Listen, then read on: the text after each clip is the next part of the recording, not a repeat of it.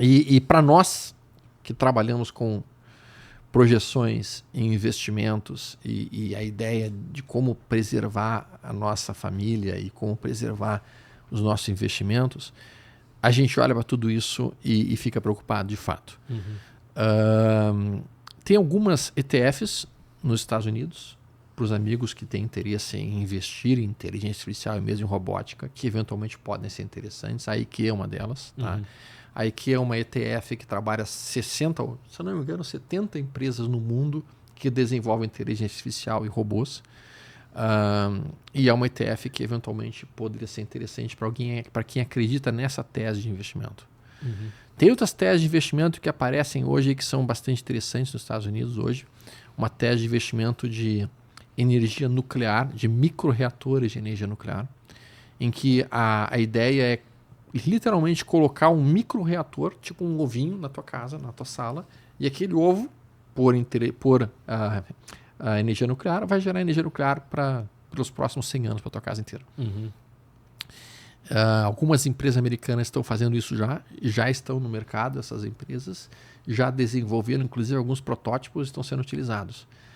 E hoje, no mercado americano, o que eu olho muito é o setor de energia.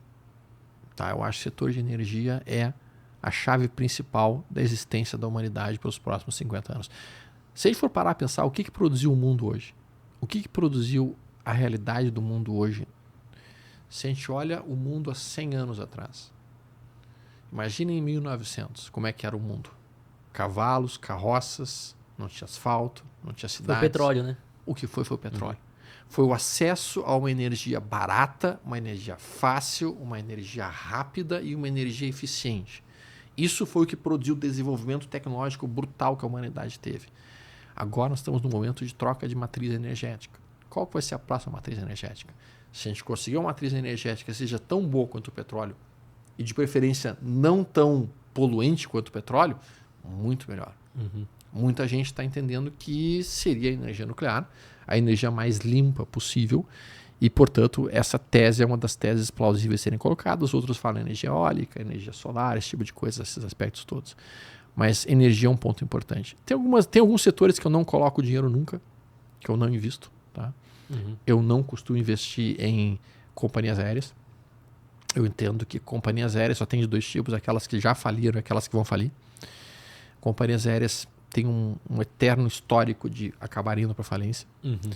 E então, até porque, mesmo que eu tenha uma excelente companhia aérea com um excelente sinal de entrada dentro de um gráfico, nada impede que amanhã aconteça um acidente aéreo e tu tenha uma queda de 20%, 30% na ação daquela empresa e tu tenha um prejuízo importante. Então, esse tipo de empresas eu me afasto. Também não sou muito fã de empresas de varejo aqui no Brasil. Evito varejo no Brasil. Acho que principalmente aqui no Brasil, né? Que não tem nenhuma inovação, né? Tecnológica. Especialmente aqui juro no alto Brasil. também, né? Que depende do juro. O juro alto é muito pesado, o juro alto aqui. É difícil. O juro alto aqui é complicado. Então, realmente, o varejo não é um setor que eu gosto aqui no Brasil. Aqui no Brasil, obviamente, as empresas do setor de agro eu gosto. Né? A gente tem SLC3, a gente tem Agro 3, são empresas interessantes. Tinha uma empresa que eu adorava, que era a Cruz 3. Souza Cruz. Souza Cruz pagava 23% de dividendos ao ano. Era assim, uma maquininha de dinheiro. Cigarro, né? Em crise as pessoas fumam, quando não está em crise as pessoas fumam, então fumam sempre. O LTV é infinito, né? Que a pessoa começa a fumar, só vai parar quando morrer mesmo. Exatamente, né? Então assim, cara, era uma empresa era uma ação muito boa de mercado, não tem mais, infelizmente. E quanto à nossa questão da Vale e mesmo Siderúrgica Nacional e os Minas, que são setores importantes no Brasil, esse é um setor muito cíclico. E se o mundo entrar em recessão, esse é um setor que vai pesar. Exato, até ontem mesmo, com medo de recessão, você já vê Vale, Petrobras, qualquer commodity, até uma Klabin despencando, né? Então, esta parte do setor financeiro brasileiro pode sofrer muito com uma recessão mundial, mesmo que as tarifas não tenham impactado severamente o Brasil. Exato, porque se o mundo vai demandar menos disso, e querendo ou não, acaba sendo uma das nossas principais atividades, acaba prejudicando ainda mais, né? O momento mais favorável do mundo para o Brasil foi de 2002 até 2008. essa fase, tudo que a gente tinha, o mundo queria. Sim. Tudo que a gente vendia, o mundo queria. Foi ali que a gente poderia ter realmente construído um gigantesco diferencial. Infelizmente, a gente perdeu aquele momento histórico favorabilíssimo para o Brasil. As velas estavam todas apontando na nossa direção e a gente não aproveitou o que a gente podia ter feito ali. Exato, não construímos nenhuma estrutura para conseguir manter essa onda positiva que veio para o Brasil. Exato. Perdemos a oportunidade de fazer uma reforma previdenciária naquela época, uma reforma fiscal naquela época, uma reforma política naquela época. Não foi feito nada naquilo, né? Uhum. E aí realmente foi uma grande perda de década que a gente teve ali de fato. Sim, com certeza. E que conselho você daria para quem está iniciando no mercado financeiro agora, está buscando mais para frente atingir a liberdade financeira? Tá. Boa. Eu acho essa pergunta talvez uma das mais importantes que a gente teve aqui no podcast, tá? Porque assim, ó, as pessoas inteligentes, elas costumam pegar a experiência dos outros e atalhar os caminhos usando a experiência dos outros. Então, eu vou tentar passar para vocês um pouquinho o que eu gostaria de ter ouvido quando eu iniciei e o que eu acho que poderia ser o caminho mais interessante. Primeiro, antes de mais nada, a maior parte das pessoas sabe o que elas precisam fazer. Todo mundo olha para um cara sarado, fisicamente. Vamos lá, pega um cara tanquinho, assim, sabe? Aquele cara tanquinho, sarado, forte, bonito. Tu olha assim e fala, pô, que corpo invejável. Às vezes, quando eu vou ali na Praia do Rosa, eu tô lá olhando o surfista lá, os caras malhadaço, pô, esse cara tá bem pra caramba. Eu me sinto muito mal indo pra Praia do Rosa. Eu não vou na Praia do Rosa, porque eu olho pra aquilo e falo, aquela pessoa não é feita da mesma carne que eu sou feito. Isso aqui não é justo. Mas enfim, eu sei o que aquele cara fez pra chegar naquele corpo absolutamente impecável, indefectível. A gente sabe. A gente sabe o que a gente precisa fazer pra não estar gordo, pra não estar acima do peso. Mas por que 65% da população brasileira está acima do peso e está em sobrepeso? Porque não segue o que precisa ser feito, né? Porque não tem a disciplina e o foco para atingir aquilo que realmente ele está afim. Então o cara até diz, eu queria ter um corpo, eu queria ser magrinho, eu queria ser forte, eu queria ser sarado. Tá, mas tu faz academia, tu cuida da tua alimentação, tu te alimenta bem, tu não bebe muito álcool? Ah, não. Então, acabou, né? A maior parte das pessoas sabe o que precisa fazer para estar bem financeiramente daqui a 5 ou 10 anos. E se você em casa quer saber exatamente como é que você vai estar daqui a 5 ou 10 anos, tu sabe exatamente como você vai estar daqui a 5 ou 10 anos hoje. Como? Basta que você olhe hoje todos os hábitos que você tem hoje e se eles são hábitos saudáveis ou não para a sua saúde financeira. Então, se hoje você gasta mais do que você recebe, como que você estará daqui a 5, 10, 15 anos? Endividado. Se eu começar a comer feito um maluco, beber feito um maluco, fumar feito um doido e comer tudo que é doce, comer 10 quilos de sorvete por dia, como é que eu sei que eu estarei daqui a 5 ou 10 anos? Eu vou estar obeso, diabético, hipertenso e provavelmente com ciática de pulmão. Certo? Sim. Porque é a consequência natural de 10, 15 anos acumulando péssimos hábitos. Saúde financeira, cara, é exatamente igual. É exatamente igual. Se você tem péssimos hábitos financeiros hoje, se você gasta mais do que você consegue receber por mês, você vai estar mal. Então a primeira coisa é começar a guardar dinheiro todos os meses. Guardar dinheiro todos os meses. Esse é o primeiro conselho, a primeira ideia, a primeira concepção que vocês têm que ter em mente. Guardem dinheiro todos. Pega um pouco do que tu recebe e guarda. Ah, mas eu não sobra. Cara, se tu apertar daqui, apertar dali, se tu abrir mão de um desejo de curto prazo, eu quero muito ter esse copo aqui, mas isso aqui vai extrapolar. Não vou comprar agora. Vou deixar mais adiante. Comprar ativos todos os meses. Ativo é tudo aquilo que tu compra e no mês seguinte traz mais dinheiro. Passivo é tudo aquilo que tu compra e que no mês seguinte traz mais conta, resumidamente. Então essa é a essência de ficar rico. Comprar ativos todos os meses e não comprar passivos. As pessoas compram passivos e tem que trabalhar mais para manter. Tem que trabalhar mais para manter. Se tornam escravos disso. E aí como é que eu iniciaria? Eu iniciaria num primeiro momento construindo aquilo que eu chamo de colchão de liquidez. O colchão de liquidez pega quanto é que é o teu custo fixo por mês de vida, multiplica isso por 12, um ano. Então, digamos que tu tem um custo de vida, lá em Porto Alegre o custo de vida é um pouco mais acessível que aqui em São Paulo, mas digamos que o custo de vida da pessoa seja de R$4.000. Então, vezes 12, R$48.000. Você tem que tentar acumular esses R$48.000 o mais rápido possível, que seria um ano de vida tua, garantido em renda fixa. Isso aqui é renda fixa. Exato. Renda fixa, CDB, Tesouro Selic aí rendendo Isso, CDI. Isso. Vai comprando um pouquinho todos os meses. E daí, depois, e ao mesmo tempo, ele pode ir construindo isso talvez em fundo imobiliário, se ele quiser tomar um pouquinho mais de risco. Bota um pouquinho de fundo imobiliário. E aí, botando o fundo imobiliário, à medida que vai entrando novos dividendos, vai aumentando essa posição de fundo imobiliário até que tu tenha uma caixa de colchão de liquidez, uma caixa em fundo imobiliário. Agora, eu não consideraria de todo errado uma conversa que eu tive com a minha filha há uns 2 anos atrás. Ela já tinha o dinheirinho dela, estava investindo em uma coisa, eu perguntei para ela aumentar os investimentos, e ela falou que ela estava colocando em fundo imobiliário, que ela estava colocando em renda fixa. Eu olhei assim para ela, olha aqui, ó. Desculpa, mas não. Ela falou assim, como não? Tu tem 17 anos de idade. Pega esse dinheiro todo e compra em cripto. Principalmente Bitcoin, no caso, né? Uhum. Pega esse dinheiro todo e compra em cripto. Porque assim, ó, se as criptos subirem 5, 6, 7, 8 vezes, ok. E se virar tudo pó, tu tem mais 30 anos na tua vida para recuperar. Uhum. Então, o cara jovem tem que ser um pouco mais agressivo. O cara jovem tem que... Ele tem mais tempo se ele errar, e se der certo, ele já garante o futuro dele. Já muda patamar da vida dele. Uhum.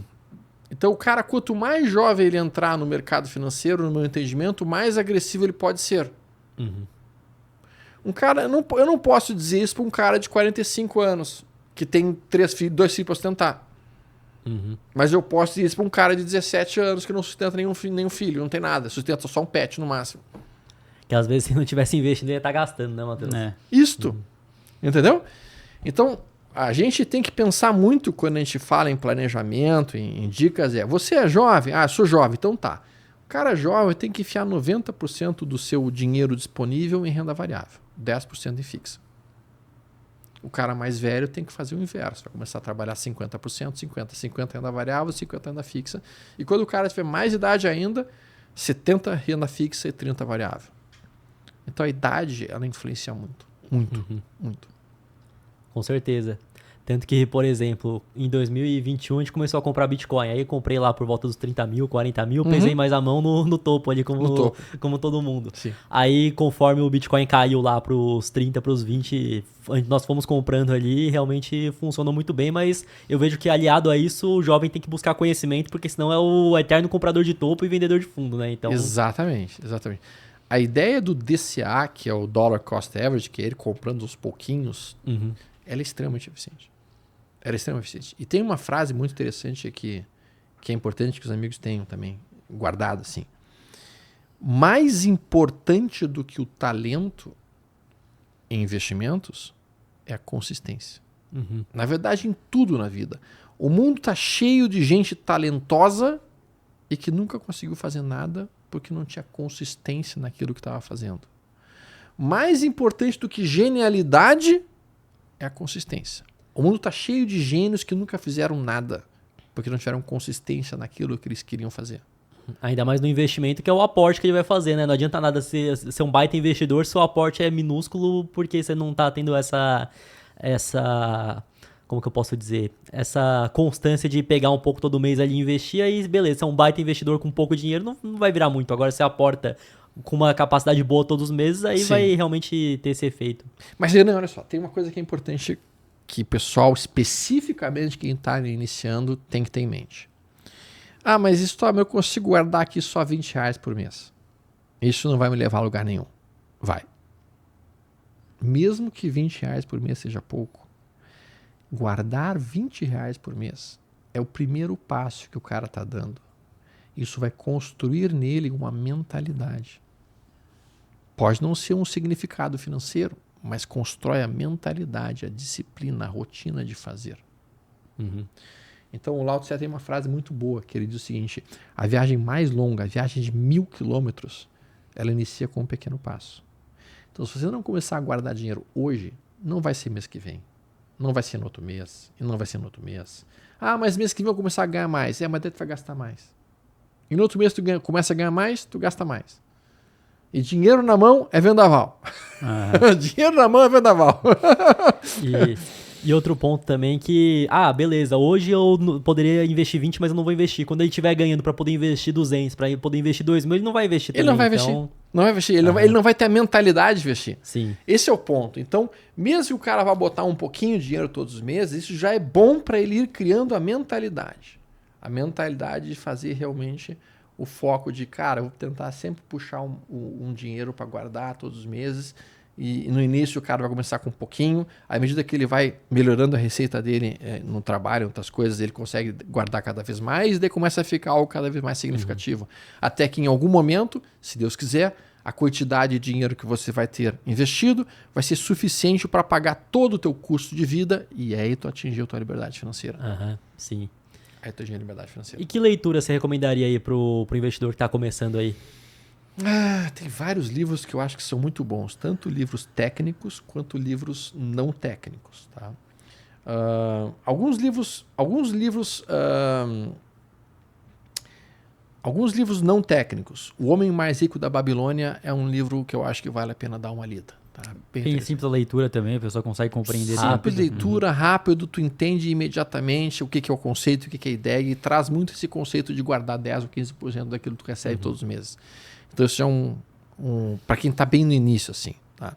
Os livros do Mauro Halford também são livros interessantes para investimento. Ele explica muito bem o que é passivo e o que é ativo de uma forma bem simples e bem dinâmica e bem interessante.